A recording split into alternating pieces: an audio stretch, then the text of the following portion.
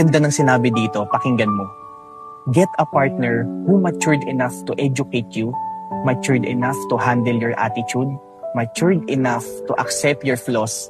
Remember, looks are everywhere, but a person with good mindset is rare. Hindi mo kailangan ng partner na maganda at gwapo lang. Madali lang yan. Kahit saan meron yan.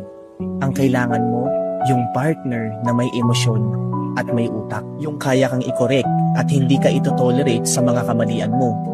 Yung kayang harapin yung attitude mo. Hindi yung kapag mahirap na, bigla na lang tatakbo.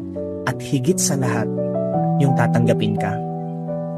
Tatanggapin ka hindi dahil perpekto ka, kundi dahil alam niya yung flaws mo. Real talk, huwag kang mamuhay sa fantasy na iniisip mo pagdating sa relationship, sweet at puro kilig lang.